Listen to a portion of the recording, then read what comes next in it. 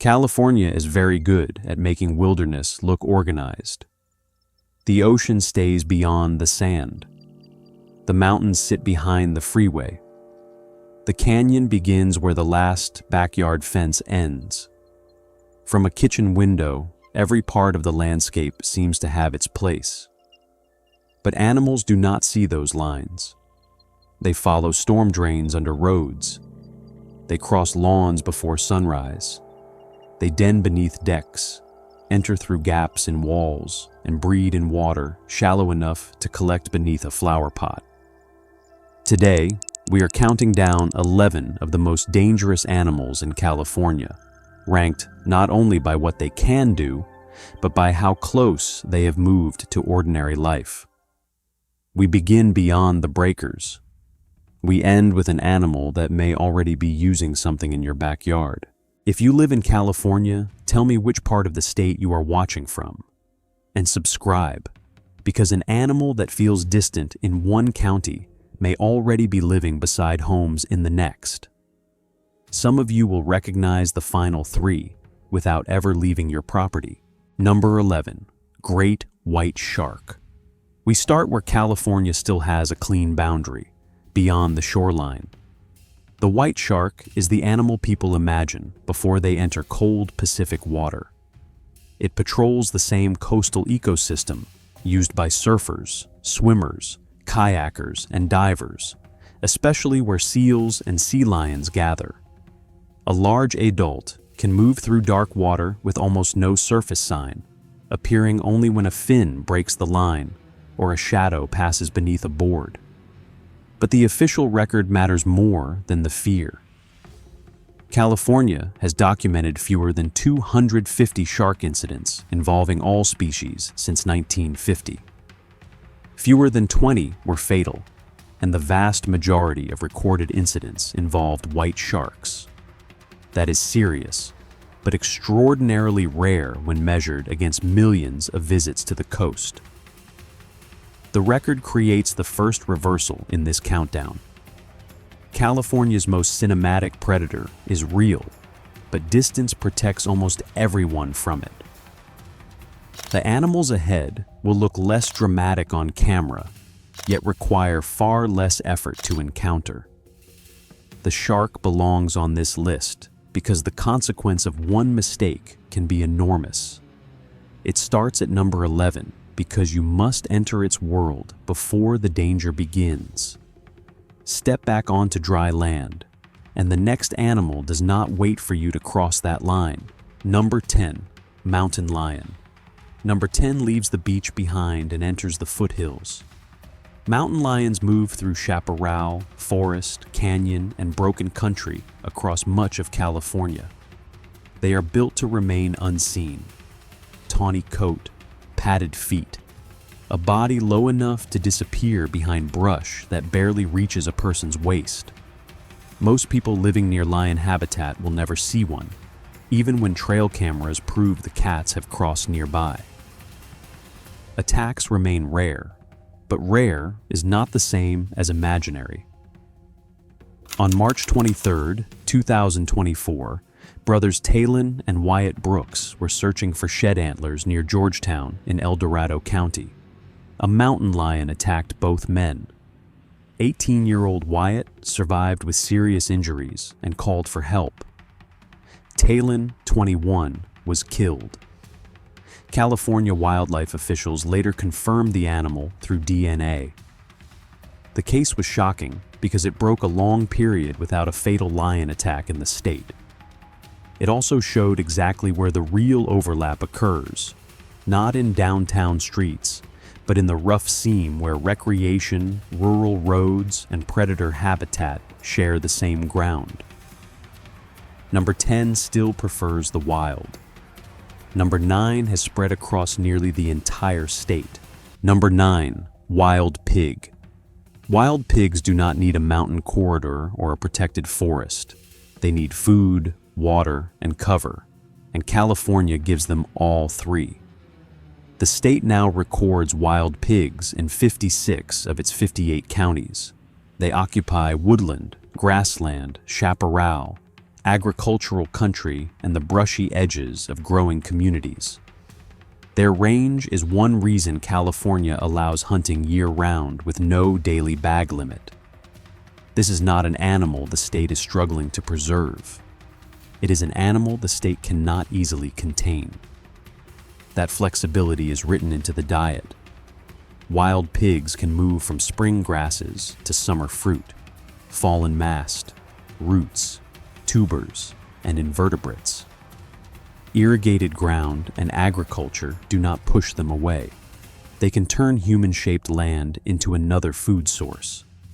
A large boar carries a dense shield of muscle over its shoulders and tusks capable of opening deep wounds.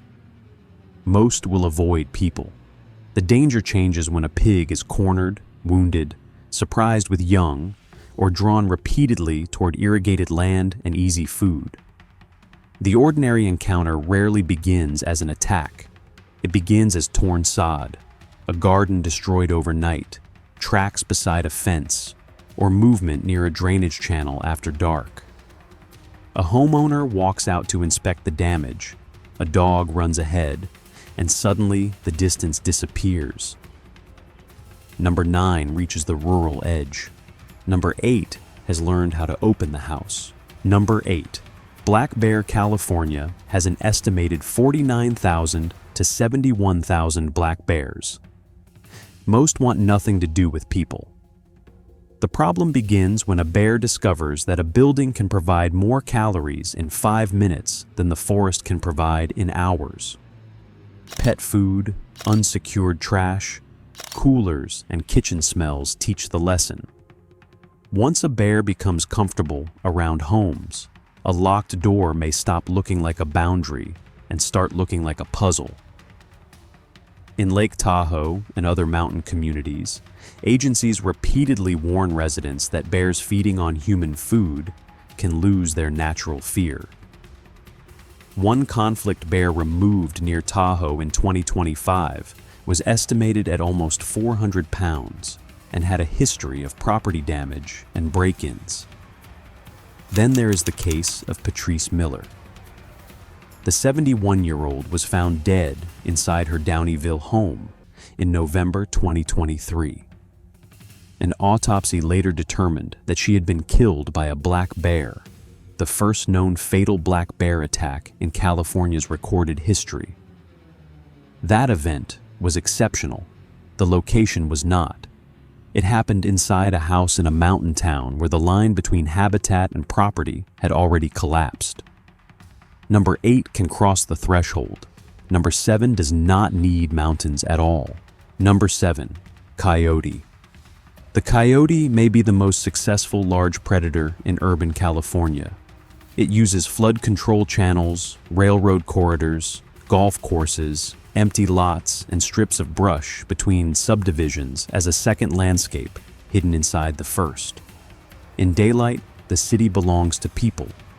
Before sunrise, the same grid becomes a network of travel routes. California wildlife officials point to the same causes again and again: pet food, human food, and unsecured trash. Coyotes are naturally cautious, but repeated rewards can strip that caution away. Conflict then appears as a missing outdoor cat, a small dog taken near a fence, or a coyote that no longer moves when a person approaches. The adaptation is what makes them difficult to rank by the old rules. Remove one food source, and they switch to another. Close one corridor, and they learn a different route. A neighborhood does not replace their habitat. It becomes part of it. Attacks on people are uncommon. That is why the correct response is not panic. It is to prevent the animal from learning that neighborhoods are safe feeding grounds. What makes the coyote number 7 is its reach. It can live near Los Angeles traffic, suburban parks, and quiet desert towns without looking out of place for more than a few seconds. You may see it cross a street and assume it is leaving. Often, it is simply moving to the next yard. Up to this point, the animal still needed ocean, canyon, mountain, or open ground. From here on, even that distance disappears. The upper half of this list uses roads, walking trails, walls, lawns, and standing water, the ordinary infrastructure of California life. If you are still with me, subscribe. The animals ahead are the ones people meet while doing something completely routine. Number 6, deer. Number 6 looks harmless because most of the time it is. California's deer do not stalk people, defend colonies, or carry venom. They stand at the edge of the road, hesitate in the headlights, and make the wrong decision at exactly the wrong second. That is enough. Research from the University of California has estimated that wildlife vehicle collisions cost the state more than $200 million every year. Deer are the large animals most frequently struck, especially where roads cut through foothills, forest, and suburban edges. The risk climbs around dawn and dusk, when visibility drops and the animals move between feeding and cover. And the first animal is not always the only animal. Deer often travel in groups. A driver avoids the one already crossing, looks back toward the lane, and misses the second animal following from the dark shoulder. The familiar sight creates exactly the wrong kind of confidence. This is a different kind of dangerous animal, one with no intention to hurt you. The encounter begins inside your own car, often on a familiar road, at a speed that felt reasonable a moment earlier. A bear or mountain lion sighting becomes a story people tell for years. A deer beside the road is so ordinary that drivers stop treating it as a warning, until a second deer follows the first. Number 6 enters the commute. Number 5 waits where the pavement ends. Number 5, rattlesnake. California is home to 7 venomous species of rattlesnake, distributed across desert, grassland, savanna, rocky country, and the wildland edge around homes. They are not hunters of people. Their first choice is usually to move away. If escape is blocked, the snake may coil and rattle. But not every individual warns, and most bites happen because someone steps close, reaches into cover, or tries to handle a snake they should have left alone. California wildlife officials estimate that roughly 25 to 50% of rattlesnake bites are dry, meaning no venom is delivered. That fact is reassuring only after medical professionals have evaluated the bite. Before that, every bite is treated as an emergency because venom can damage tissue, disrupt blood clotting, and create serious systemic effects. The California version of the encounter is painfully ordinary. Moving a board beside the garage, pulling weeds near a rock wall, stepping over a log, letting a dog investigate brush, or walking a trail in warm weather with attention somewhere else. A rattlesnake does not have to enter the living room. It only has to occupy the narrow strip of shade beside the house. Number 5 reaches the yard. Number 4 can live inside the wall. Number 4, Africanized honeybee. Africanized honeybees were first detected in California in 1994. In parts of Southern California, they now make up much of the feral honeybee population. They are the same species as the European honeybees used in agriculture. The difference is behavior. Africanized colonies defend a larger area, respond in greater numbers, and may pursue a perceived threat for as far as a quarter mile. They are not selective about real estate. State and university guidance lists walls, chimneys, garages, sheds, old tires, abandoned vehicles, utility spaces, and other cavities as possible nest sites.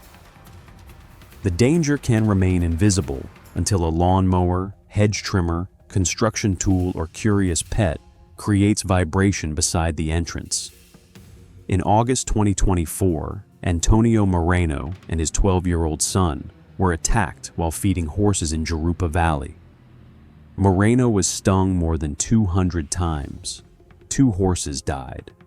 The lesson is not that every swarm is aggressive. A temporary swarm resting on a branch is different from a colony defending an established nest. The dangerous moment begins when people do not know the colony is already part of the structure around them.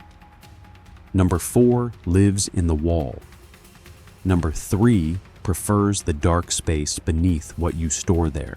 Number 3, black widow. Black widows are abundant in California's urban and suburban environments. In some areas, university specialists say a single property may hold 20 or 30. You rarely see that number because the spider does not want open space. It builds in quiet, protected places, beneath outdoor furniture, inside meter boxes, around wood piles, behind stored containers, under the lip of a planter, or in the corner of a garage that has not been disturbed in months. The female's venom is neurotoxic. It interferes with the signals that allow muscles to relax, which can produce severe pain, abdominal tightening, sweating, nausea, and cramping. But the mythology often goes too far. Black widow bites are uncommon, deaths are now extremely rare, and the bite does not normally cause the rotting wound often blamed on spiders. The danger is contact without recognition. A hand grips the underside of a chair. A box is lifted against the body. A shoe left outside is pulled on in the dark. The spider is not entering your territory. From its point of view, the undisturbed corner became habitat long before your hand returned. Number 3 shares the garage. Number 2 builds directly into the lawn. Number 2, red imported fire ant. For much of California, red imported fire ants are still someone else's problem. In parts of Southern California, they are already established. University of California guidance lists infestations in Orange, Los Angeles, Riverside, San Bernardino, and San Diego counties, with additional detections in Central Valley orchards. Orange County remains inside a regulated quarantine area because soil, plants, and equipment can move colonies into new ground. The mound may not look dramatic. Sometimes it is only a patch of loose soil beside turf, a curb, an irrigation line, or the edge of a playground. Disturb it, and the response is immediate. Workers climb onto the skin, bite for purchase, and sting repeatedly. A single ant can sting more than once. A colony can deliver many stings before the person understands where they are coming from. For most people, the result is pain, itching, and pustules that can last for days. For someone with a severe allergy, mass stinging can become a medical emergency. This is why number 2 ranks above the animals people photograph through windows. The ant does not need wilderness, darkness, or an unlocked door. It travels in nursery plants, sod, and soil, then turns maintained ground into habitat. Number 2 occupies the lawn. Number 1 needs even less. Number 1, mosquito. The most dangerous animal on this list is not the one California puts on warning signs. It is the mosquito breeding in water that never looked like water. A clogged gutter, a bucket behind the shed, a plant saucer, a neglected fountain, a folded tarp after irrigation. Some mosquitoes can complete their early life in containers small enough to sit unnoticed beside a back door. The adult does not need to cross a wilderness boundary because people have already built the breeding site. That makes prevention strangely domestic. The dangerous habitat may not appear on any wildlife map. It can be created by 1 week of irrigation, a toy left in rain, or a gutter that no longer drains. Empty the water and the habitat disappears. Ignore it, and a new generation can emerge beside the house. The danger is disease, and in California, the clearest example is West Nile virus.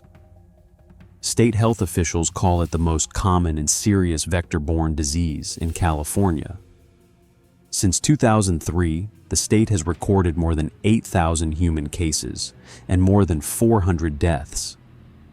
In 2024 alone, California reported 131 human cases. 79% were the severe neuroinvasive form, and 12 people died.